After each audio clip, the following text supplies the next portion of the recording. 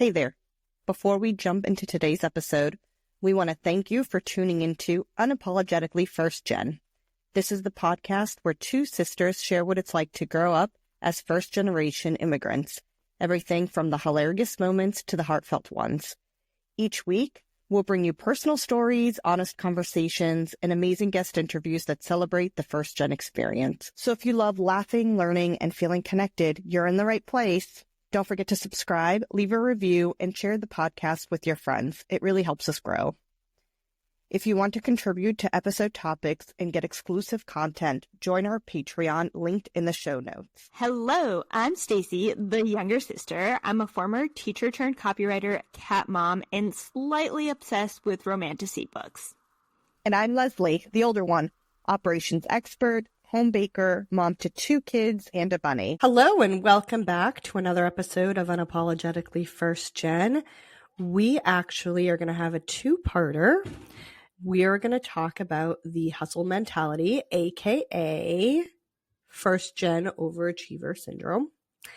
We have a lot to say about this, so we thought it would be best to split this up into 2 episodes. So be sure to tune in this week for today's episode and next week to hear the end of our thoughts. If you are somebody who is listening and has thoughts of their own, let us know what they are on our Patreon. We want to hear from you. Stacy, let's kick us off. Why don't you tell us about your college experience?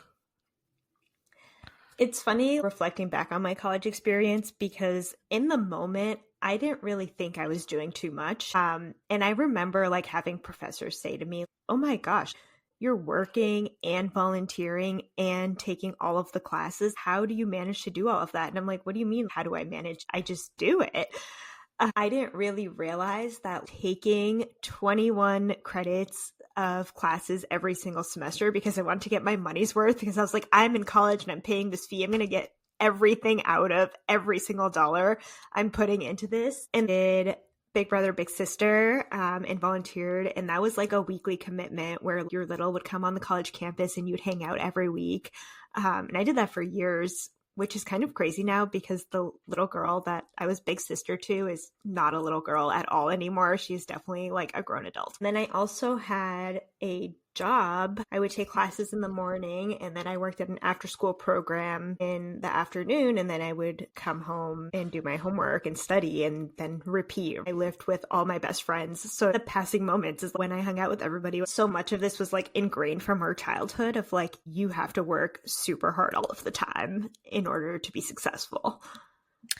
I had a very different college experience, but no less busy. I worked full-time and I went to school, usually part-time. I did a few undergrad semesters where I did full-time credits, and I was also a volunteer at a local nonprofit, and I somehow had an active social life. I don't know how that happened, because now I'm doing a lot less. I mean, I guess I'm also parenting, but even before kids, I was doing less than I was then. This is pre-kids. One of my friends is like, "Oh, do you want to meet for dinner after work?" And I was like, "Yeah, sure. That sounds great." And he's like, "Yeah, can we meet at 8:30? And I was like, "Hard pass." No. I think about that and I'm like, how much of it is just built up into this burnout that eventually turned into me quitting teaching? Did I just have all of that energy? And then slowly over time, this energy erodes because you can't maintain that for years and years and years. You're a young person with lots of energy when you're 20.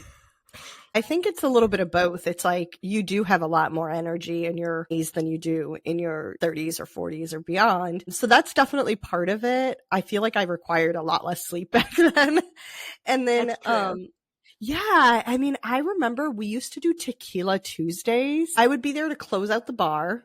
And we live in the Boston area, so that was 1:00 on a Tuesday night. And then sometimes I'd have people over afterwards to keep the party going. That's wild. And then I would get up and go to work and work a full day. The most extreme example I can think of in my college days was we all went to a Bass Nectar concert. And that is all I will say about that on the public airways. If you know, you know. Here's the other public thing I'll say. UMass had a rule that shows had to end by a specific time. I think it was like 11. And I remember looking at the clock and he just kept going with his set until 1 in the morning. And he was never allowed to come back to UMass. But I remember I had an organic chemistry final the next morning at 8 a.m. I went home after the show, drove to the building where my test was, parked like right outside on a meter, went in. I studied for like days before. Went in, took the test like as fast as I could, and just went back home and went to sleep. Well, I don't even think I stay up until midnight on New Year's anymore. If I went back on time and told like 23-year-old me, you're going to be so tired that you're going to go to bed at like 9 p.m. 23-year-old me be like, absolutely no way. There's just too much fun to be had. I don't even want to go to mom and dad's house that night just to have like a quiet celebration. It's so funny you're talking about going to bed early because on Friday, you and I went out to a show and these shows historically started at 8. And now they start at 7:30, and we were talking about how happy we are that they start at 7:30 so we can be home by 10. Growing up, rest was not prioritized at all. It was like you work hard, you make sure that your family and your home are taken care of, and then if there's time left over, you rest. Oh, yeah. And when I got home from school, it was like, sit down and do your homework. After I did my homework, I could go on the computer or I could play. But homework was the first thing. I remember I would get out of school before you and I'd go home, do my homework, and then we'd go pick you up. Which is kind of wild because if that was my kid now, I would be like, you just were in school for 6 hours. Why don't you take a break? Yeah, I don't know how I'm going to handle that. I have a preschooler and she does get homework, but it's not mandatory. If you do it, you get like a high five from the teacher. You get an acknowledgement, but they don't make it a big deal right now. I don't know how I'm going to handle that because my hustle side of my brain, I hate saying that. My entire business is build your business so you can get rid of the hustle mentality. And then here I am talking about it. It's a work in progress. I think it's a work in progress for everybody. The hustle side of my brain is like, you should come home, have a snack, do your homework, because then it's just done. But the part of me that's really who I am now is more like, why don't you take a break? Because you have been in school for 6 hours. It's interesting with my teacher hat on. Research actually shows that homework is very ineffective and actually perpetuates the opportunity gap. So having your kid play after school is actually more beneficial than having them sit down and do homework. Do you think I can boycott homework for all of her years? Be that white woman. Boycott I can. I've been saying this. I'm going to use my white woman power for good. Good. And maybe my white woman power is protesting homework. Be like, you can do homework if you want. You don't have to. I will say with the caveat that your kids are reading. Homework is not effective, but reading is effective. It's either them looking at books or them reading books or you reading to them because reading does help you learn. Yeah. Okay. Good asterisk. I would rather be like, instead of doing this worksheet where you have to I spy everything that starts with the letter J, let's go read a book. Yes. Exactly. I would even be like, let's find a book that starts with the letter J and read that. Perfect. Like that would be a fun way to do homework. They do love reading, which I'm incredibly proud of. I take a lot of pride in that our grandmother learned how to read at such an advanced age because that's so hard. If any adults have learned how to speak another language as an adult, you know how hard it is to learn something new that your brain is completely unprepared for as an adult. So I take a lot of pride in her learning how to read. One of the most cherished memories I have with mom growing up is our trips to the library, is coming home with a cloth bag filled with books, is reading before bed. She did an amazing job raising readers. She did. And really for great somebody job. Who's not a reader herself, Yeah, that's the thing is like, I don't know. I want to ask her, like, did you even enjoy those library trips? Because she's not a reader. It's not like she was checking out books while we were checking out books. She was just there for our benefit. It was very much not for her. It was very much for us. It was a very selfless act. So the grandma learning how to read, the mom who's not a reader encouraging us to be readers, that same energy coming down the line and like me raising readers makes me filled with joy. I love that. It's interesting, like as you talk, I'm thinking about what's my relationship with books. Sometimes I go through these reading ruts. I think it's because I'm applying the hustle mentality to reading, where I'm like, I want to read like 100 books this year. That's a big number. I usually do, I don't know, between like 30 and 50. But then I put all of this pressure. I also have a really hard time moving on from books that I don't like because I feel like I have to finish it. And I don't know why I feel like I have to finish it, but it just like feels wrong to like leave it incomplete. And so then I just like won't read. So I'm like, I don't want to read that book. And that's what I'm reading right now. Do you know what's really funny? I don't like to give up on books because I feel bad for the author, like as if they're going to know that I personally didn't finish it. Someone worked really hard on this, and it's not my vibe, but someone worked really hard on this, and I want to respect that. But it's like I will get to that where I'm reading the same book for like a month and a half because I don't want to move on, but it's like I have to. I'm learning how to let go of that. But you know what the other thing is? You know how Goodreads does the like, how many books are you going to read this year challenge?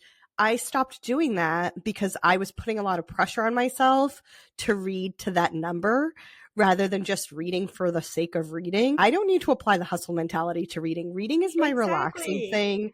Reading is the thing I do before bed to like unwind, to get myself to sleep. Also, can I just plug a website instead of using Goodreads, you guys, which is owned by Amazon. So if you're like, I want to work at reducing how much Amazon is part of my life, I would like to recommend The Storygraph. It's the website is just thestorygraph.com. It's a much better version of Goodreads. You put in your books, it walks you through like a review. So you could say, is it more like plot driven, more character driven? Are the characters likable? Is there character growth? How many stars would you give it? And if you're like me, you get graphs and visuals. Ooh. So it'll be like, you read books that are on average like 388 pages long. Here are books like here's an infograph showing you what you read more of, like character driven or plot driven, whatever. There's tons of them. It is, if you are a data person, there's no reason you shouldn't be using this website because you'll love it. So it is owned by Black women, so go support Black women and not Amazon. Storygraph. We've done a lot of work to unlearn this rest is not okay until you're done with everything mentality. It definitely shows in our homes. Like mom's house is absolutely pristine. You can just drop in at our parents' house and it will look like they were ready for guests. Please don't ever do that to me. I am not guest ready ever. I am only guest ready if you tell me in advance that you're coming over.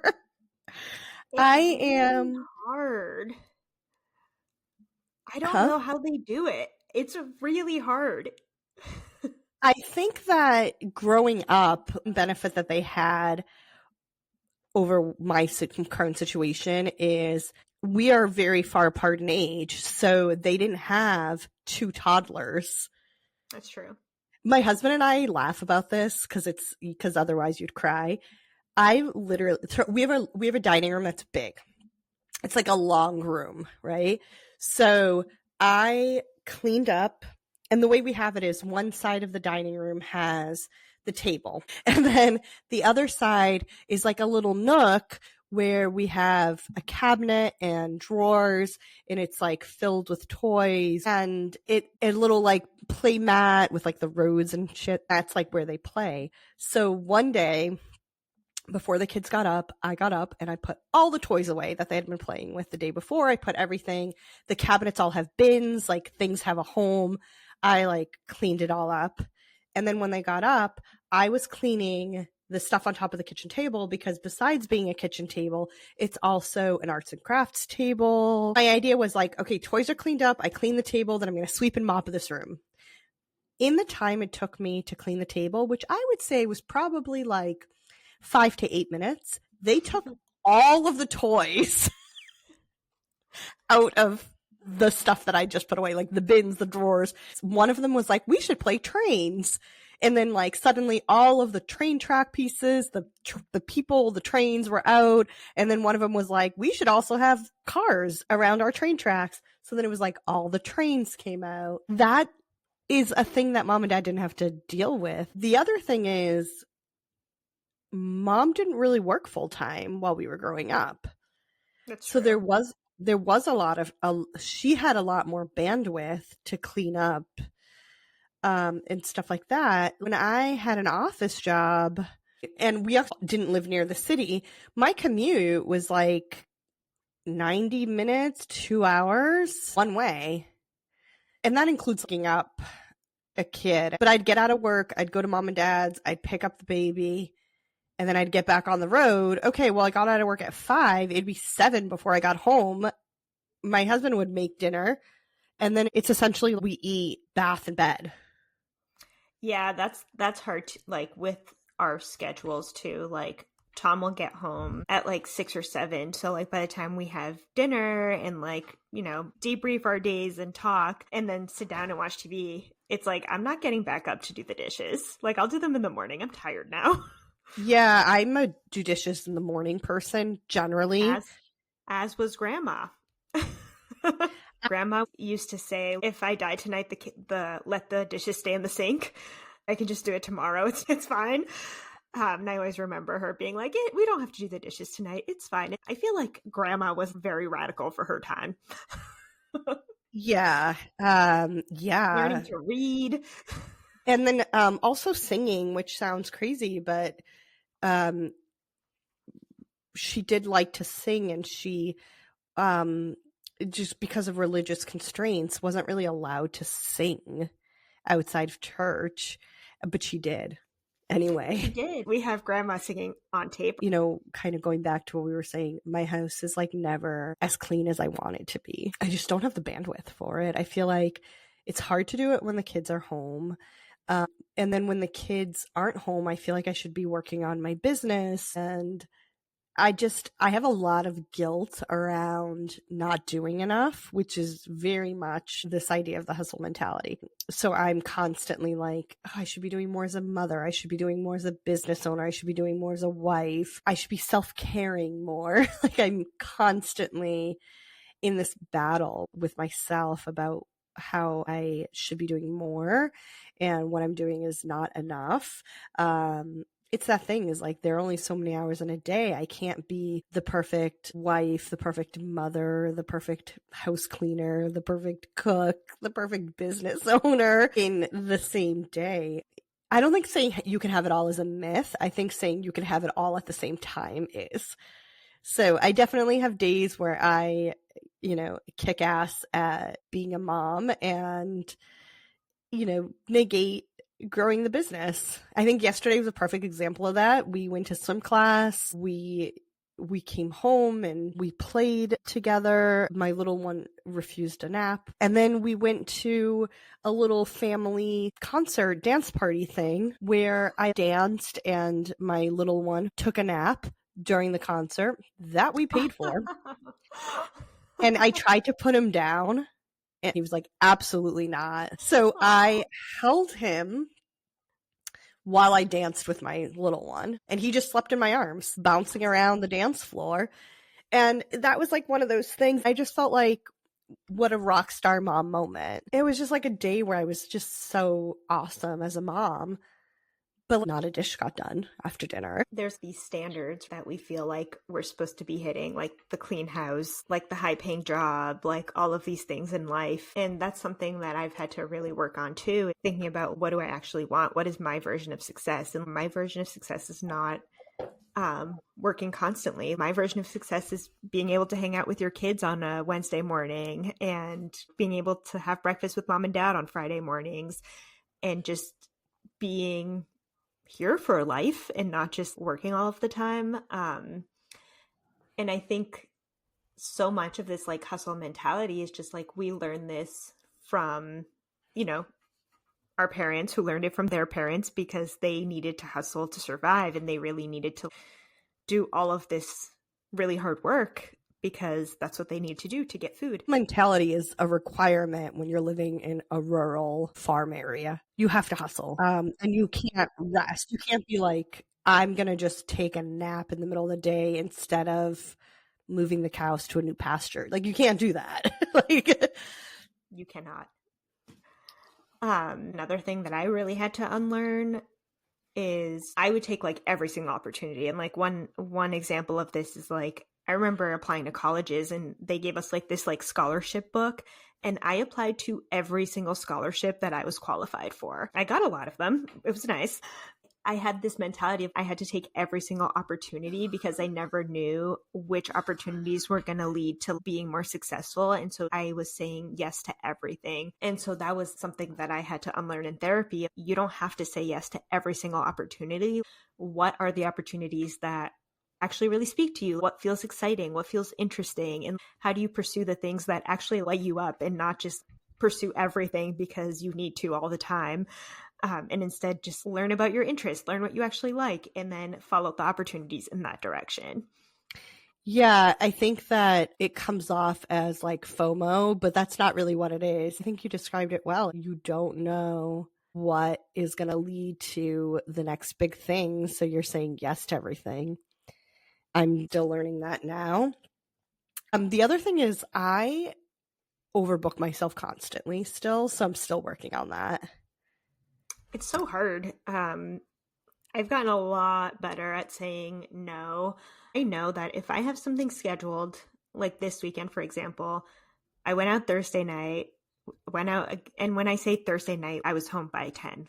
I went out That was a Thursday, rager. You're out. wild night. I think I had a soda.